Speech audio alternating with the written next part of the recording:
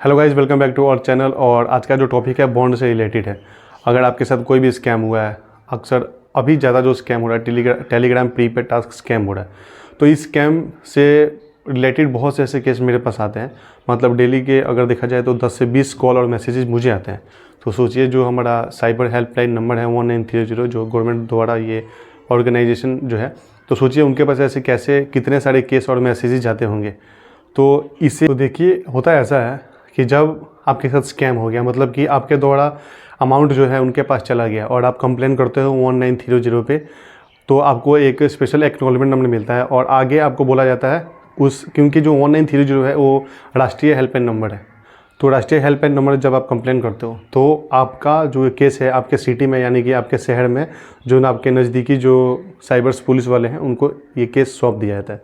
Then आपको एक contact number दिया जाता है कि आप उनसे जाकर डायरेक्टली जो है आप उनसे कांटेक्ट कर सकते हैं और अपना केस फाइल कर सकते हैं। जो भी आपके साथ हुआ है आप उनको बता सकते हैं।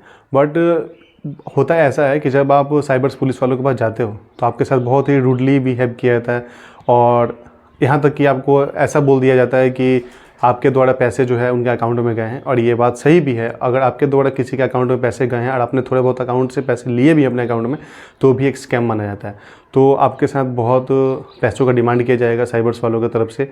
ऐसा होता भी है, हर जगह नहीं होता, लेकिन कहीं कहीं ऐसा होता है, आपसे ही पैसे मांगने लगते हैं और आपको ही स्कैमर्स बनाने को सोच लेते हैं वो लोग। आपको बोल देते हैं कि आपने पैसे दूसरों के अकाउंट में डाला है, तो ये जस्ट एक स्कैम है और आप इसमें फंस सकते हैं।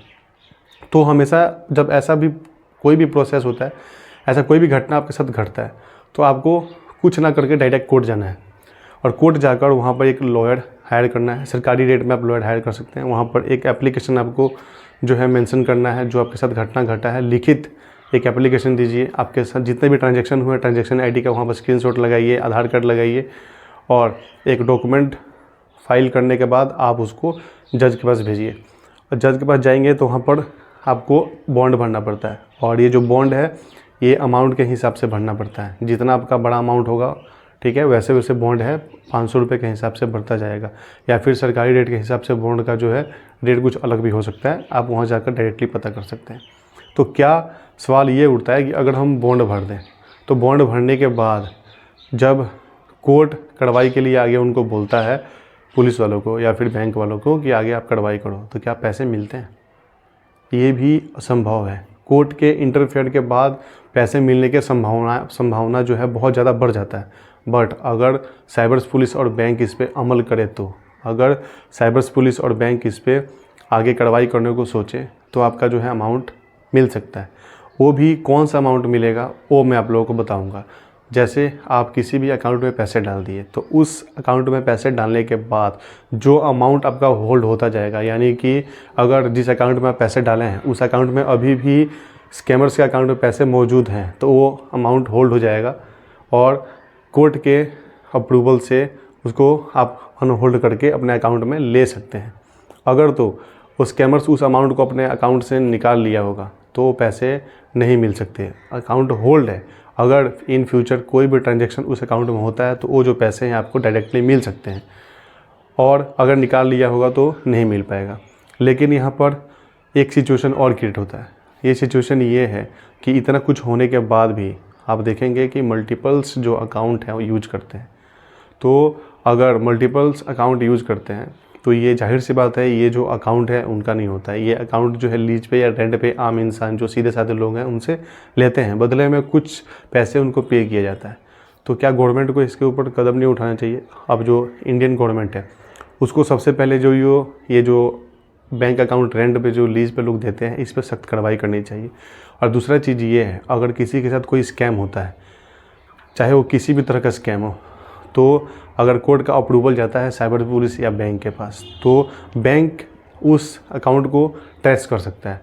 और अकाउंट को ट्रेस करने के बाद एक भी अगर कोई इंक्वायरी ऑफिसर अगर वहाँ जाकर इंक्वायरी करे या फिर उस सिटी के किसी भी पुलिस ऑफिसर को केस सौंप दे, क्योंकि अगर बैंक चाहे, बैंक के पास अथॉरिटी होता है, बैंक चाहे तो उस जिस अकाउंट में पैसे गए हैं, किसके नाम पर अकाउंट है, किस शहर में एक्टिवेट है, कहाँ पे इसका ब्रांच है, सब कुछ पता लगा सकता है। उसमें कितने बैलेंस है, कितना है या फिर कितने पैसे निकल चुके हैं।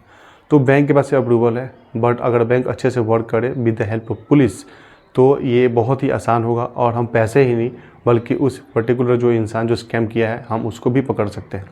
क्योंकि आप देखे होंगे कि जब भी आपके साथ टेलीग्राम स्कैम होता है तो जब भी आप पैसे उस अकाउंट में डालते हो तो आपको मल्टीपल्स अकाउंट मिलता है। कोई अकाउंट मुंबई से होगा, कोई हैदराबाद से होगा, कोई दिल्ली से होगा, ऐसे ऐसे जगहों से अकाउंट जो है आपको दिए जाते हैं। क्योंकि और ये जो भी अकाउंट होता है ये बहुत ही सिंपल और सीधे लोगों का होता है जो कुछ पैसों के लिए अपने अकाउंट को रेंट पर दे देते हैं, लेकिन उनको नहीं पता होता कि इस अकाउंट से उनके साथ बहुत बड़ा फ्रॉड होने वाला है, उनके ही अकाउंट को यूज करके बहुत बड़ा स्कैम किया जाएगा। तो ऐसे अगर आप करते हैं तो आप लोग फंस सकते हैं और गवर्नमेंट को इस पर बहुत ही सख्त कदम उठाना चाहिए। तो इस वीडियो में मैंने आप लोग को बताया कि बॉन्ड क्या होता है, क्या आप कोर्ट के हेल्प से अपने पैसे को ले सकते हैं या नहीं ले सकते। तो जो बॉन्ड है नंबर ऑफ मतलब कि आप देखा जाए कि जितना बड़ा अमाउंट होगा वैसे आपको जो है बॉन्ड भरना होगा, और जितने बड़े अमाउंट का स्कैम हुआ होगा वैसे वैसे आपका बॉन्ड जो है भरना होगा। क्योंकि हर 50,000 पे 500 रुपये का बॉन्ड भरा जाता है कोर्ट में, और इसका रेट कहीं अलग भी हो सकता है, आप जाकर डायरेक्ट वहाँ पता कर सकते हो। तो अगर आप सोच रहे हैं कि सिर्फ एक लॉयर के पास जाकर आप एप्लीकेशन दे देते हैं या फिर जो भी आपका स्कैम हुआ है प्रूफ लगा देते हैं आपका पैसा मिल जाएगा, ऐसा नहीं है। कोर्ट के अप्रूवल के बाद भी आगे जो है साइबर पुलिस और बैंक को इस पर वर्क करना होगा, बट ऐसा नहीं होता है। अगर वो लोग वर्क करें तो आपका पैसा है और पैसा के साथ साथ जो स्कैमर है वो भी आपके पास होगा। तो आपको वीडियो कैसा लगा कमेंट सेशन में ज़रूर बताइएगा। अगर किसी भी मतलब स्कैम से रिलेटेड या फिर किसी भी टॉपिक से रिलेटेड कोई भी वीडियो आपको देखना हो, कोई भी जानकारी लेना हो तो आप मुझे कमेंट कीजिएगा, मैं उस पर वीडियो बनाऊंगा। मिलते हैं नेक्स्ट वीडियो में। बहुत बहुत धन्यवाद। जय हिंद।